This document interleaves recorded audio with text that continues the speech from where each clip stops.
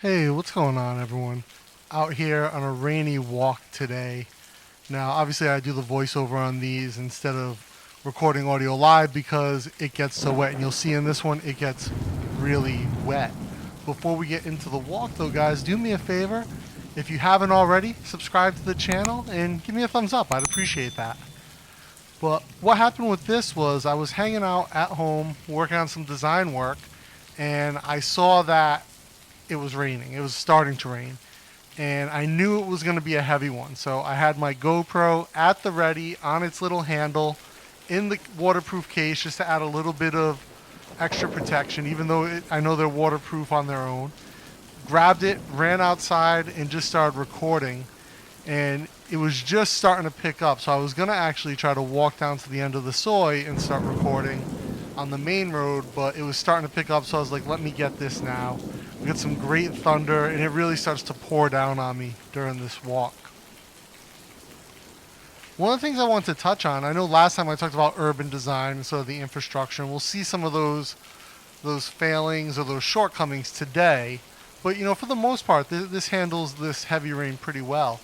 But this architectural style that you see around you is sort of indicative of these Bangkok neighborhoods outside of the city center. These concrete row homes built down a soy. These are very common to see, and usually they're of a very similar style. And you'll see this 2-story, sometimes 3-story on the side soys like this, and on the main soys, you'll see 4, 5, 6-story units that are a little bit more narrow, don't have as much living space, where those are meant as more mixed-use commercial residential. These are meant almost exclusively as residential use. Now you can see it's still just starting to rain because there's still a couple dry spots where the trees are covering everything. Trust me, those will be gone very soon. By the time we get to the end of the soy here, the rain is going to be coming down, cats and dogs. I've really started to love going out in the rain and walking because it's very refreshing. It's so hot here and so humid, but something about the rain, it's actually not super cold. It's just this sort of very room temp. You can see it pouring off this little vinyl cover they have here in a little small community down the walkway there. People riding on the scooters with the umbrellas, classic Thai style to escape an impromptu rain. And here we have this is a gravel parking lot. This is actually kind of common in these more residential neighborhoods further out of the center of the city. Someone will have a piece of land. They want to monetize it, obviously. They don't want to pay to pave the whole thing. Gravel's very cheap. They throw that in there, tamp it down, and it actually handles the rain very well because it can still drain out. You can see the rain hitting the roof of the Fortuner here, the Toyota Fortuner, I believe it's called. And you can see it starting to come down. You can hear it starting to come down a little bit more intensely. Now you see the pots here along the side. This is actually another common thing that you see. We don't have sidewalks in most of Bangkok, no footpath. So what happens is you have this little area that maybe is too small to walk on, but would still be a more ideally safe space. People will pack plants up against there. It adds a little bit of green. It makes it a little bit more homey on these neighborhoods, but it also takes away the ability to walk safely in some of these soys as they're so narrow. Here you can see we have a little bit of footpath, but someone's parked right in front of me. This van almost hits me. Almost. Only counts in horseshoes and hand grenades. And we're walking up. Now, last time it rained, we walked the other way. This time we're going to walk up to where the soy makes a hard 90-degree turn, and we're going to actually turn off the other way and walk down just a little ways until it starts to let up. But the rain's really, it's starting to pick up. You can feel it coming down. You can hear it coming down here, guys. This is actually my favorite little fresh veggie shop. I stop in here all the time, and they have a pretty good selection. You can see life goes on in Bangkok. It rains, life goes on. Right, we've got all these little vendors. They just pop up their little umbrellas, and they keep selling. People are still driving. This guy's walking with his umbrella. Life goes on. It doesn't. This type of rain doesn't stop us here, and we know it's going to stop in an hour or two. Little bit of water buildup here on Soy 17. Nothing crazy.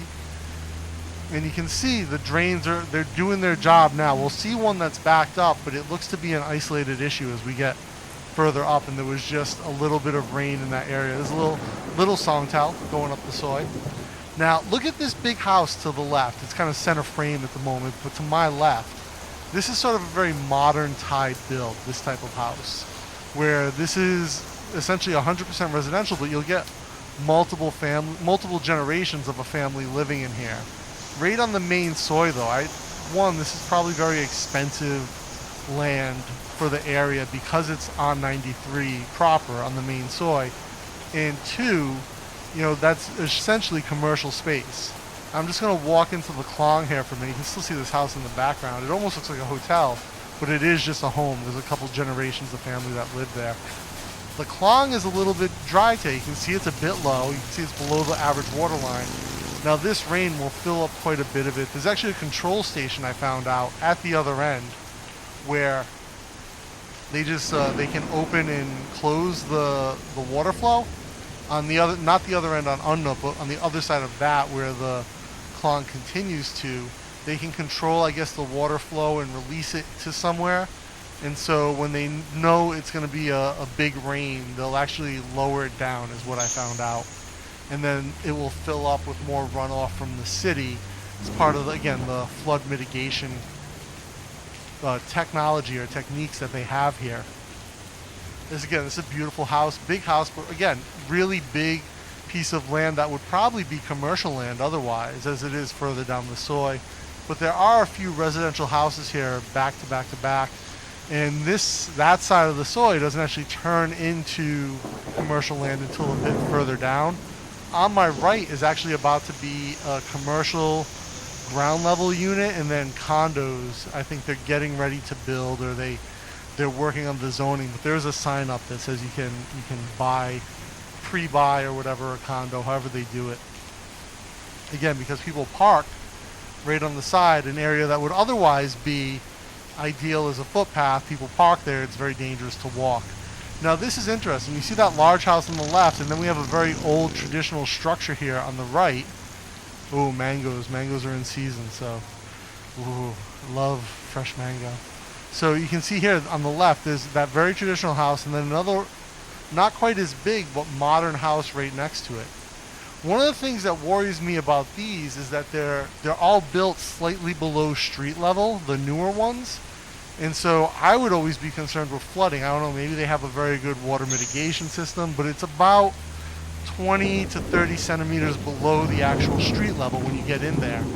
And I would worry about that. This place is actually a restaurant, so it's a house and a little restaurant, and you see people parked in there. There's often music if you go by there at night. See the rain is really coming down now, and it's flowing off the roofs of the building next to me. So I've got streams of water on my right, bigger puddles developing on the left, and this is an interesting little spot. So this is just not a house. On the left, there's actually, let's see if I believe I turn here to show you. No, I guess not. So these are older houses, and you can see the bottom is actually what was raised, and people live above it, and they've just turned that first level, essentially that raised area that would protect them from flooding, into some type of shop. Again, that is something very common that you see once you get out to Bangkok or south of here, or you get to some of the other less centralized neighborhoods in Bangkok, even further away from the train.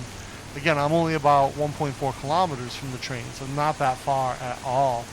But yeah, these older wooden houses, that ground level was originally meant to prevent your living area from being flooded. So you have about 2 meters, and you can see that's just all wood. That's an old wooden house, and they've sort of patched it together with stuff over the years. Here's a 7-Eleven, the most common store in Thailand. And again, this is, people just parked in front. This 7-Eleven just got built like a year ago. This wasn't here when we moved into the neighborhood. And this was actually a dirt lot right here. So this was a dirt lot, and they used to have like a fair that would show up here once every couple months. And now it's turned into a little, I guess community mall is the right term for this. Where a little strip mall, I guess we would call it in the US. Ohio, where I lived before I moved here, was full of strip malls. So there's a gold shop here. There's some street vendors, and you can see there's 2 levels of shops here. I'll just walk through a little bit over to the spirit house that they have in the middle. There's a couple tea shops. I believe there's a laundromat in here. One of the things that I never noticed, because we do our laundry at home, but there is quite a bit of laundromats in my neighborhood. I think there's 4 or 5 of them. And I thought that was one of them's like brand new. It's like really nice, super modern. But yeah, I never noticed that before. But these are right on the main soy, so I go past them all the time. This is a nice ghost house, or a nice spirit house. I shouldn't call it a ghost house. A couple nice street food style shops, but that you can actually sit in, that are open air. And so you can get out of the rain and eat in those types of places. Yeah, here's one of the laundromats, the laundry bar. This is a new one too. Again, this whole complex wasn't here when we moved in. This was a dirt lot. This went up in like the span of 3 months. Once they leveled that lot and they got the pylons into the ground, this just went up. So I'm going to try to avoid the flooded soy for the most part here, but I'm going to have to cross a little bit. And you can see this is starting to get a little bit of water buildup, and we'll see that one area that it's kind of flooded. Here's some apartment complexes. You can see these are kind of lower cost apartments, I would call them. They're probably around 3,000 to 4,000 baht per month to rent, plus utilities. They're probably just studios if you go inside, but they have parking, right? They're very popular type of places. Again, you see more of these as you get outside the center of the city or further away from Sukhumvit, even near the center. So this guy's saying hi to me. He's all excited. You see the crazy Farang out walking in the rain. So here you can see, so this is starting to flood right here. So some of this area is starting to actually get a little bit of buildup on the soy. And one of the, here, this drain is full, but the others adjacent to it are not, which makes me wonder if something happened, did something break and start to, only that one floods for whatever reason. Yeah, you see more of the plants here on the side of the road. This is, again, it takes away sort of the safety to walk, so to speak, but it adds a really nice feel to being in the city that there's all this green. Because this part of the city, we don't have footpaths, and so we don't have, they don't have trees lining the footpath type of thing, but people put their own plants out.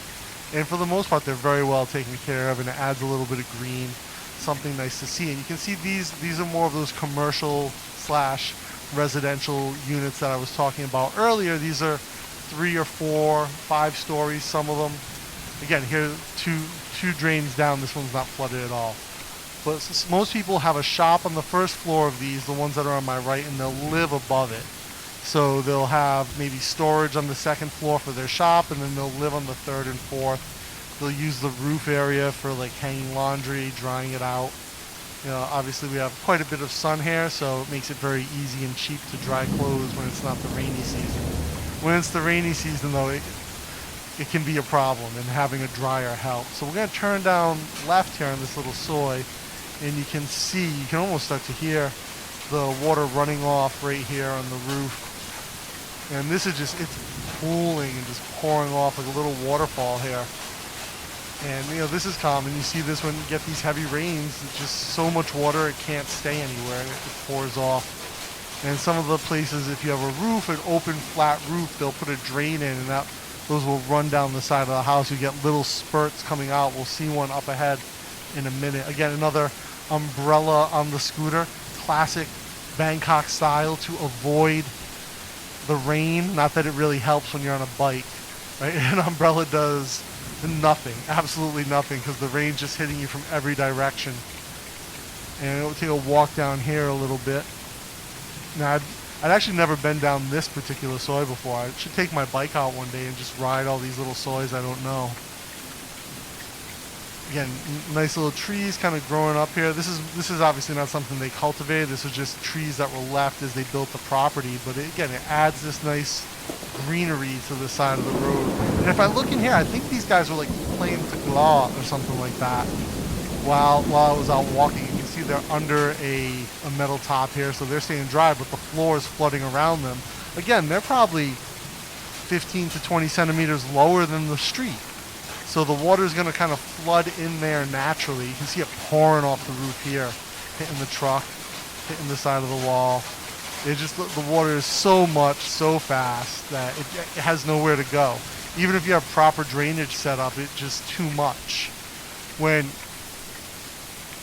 we had an issue recently on the back patio of our place, it was so much water. It was too much for the drainage to handle. It was pooling over into our patio and flooding into my podcast studio. Luckily, we caught it when we did, and we're able to sort of mitigate it. You can see how soaked I am here. My mask is soaked, my shirt, my overalls. I should not have gone out in my overalls to film this. They were weighing about 7,000 pounds at this point. Come down here to the end of the soy. And it's still just coming down. This guy's wearing the little rain poncho. Generally during the rainy season, I'll just wear something light. I don't like to throw on anything waterproof because just sweat underneath. These people happen to be washing their cars and it started raining, so take a little bit of a reprieve. You can see the water here just shooting out. It's one of the drains. You see this all over. It'll just shoot out and go into the runoff. There's a little auto repair shop. This place is huge. Actually, I see these guys sometimes just pushing broke down cars. They must have another lot further down this soy, and I'll see them pushing other cars with like the body panels off or with temporary wheels on them, just pushing it down from like past where that orange cab is back to their shop. Now, these are newer apartments here on the left, and actually quite a few foreigners live here because I'll come into the 7-Eleven here, and oftentimes there'll be some Europeans or maybe a couple of Africans who live over there, and they'll be at the 7-Eleven shopping. This guy can't decide, is he backing up, is he going forward, he doesn't know. And a couple street food vendors here with I love these. They'll modify these little Honda Waves onto these food carts, and they'll drive them around. It's a great place. Usually they have like sausages, or they'll be making crepes or something like that, but they'll just pull up and you can stop in wherever they are. You can wave them down sometimes on the street if it's not something that has to be prepared. Like if it's a fruit cart and they just have on the side of the thing, you're good to go. And we're coming up on the end of the trip now, guys. So with that, keep taking action, make your ideas reality.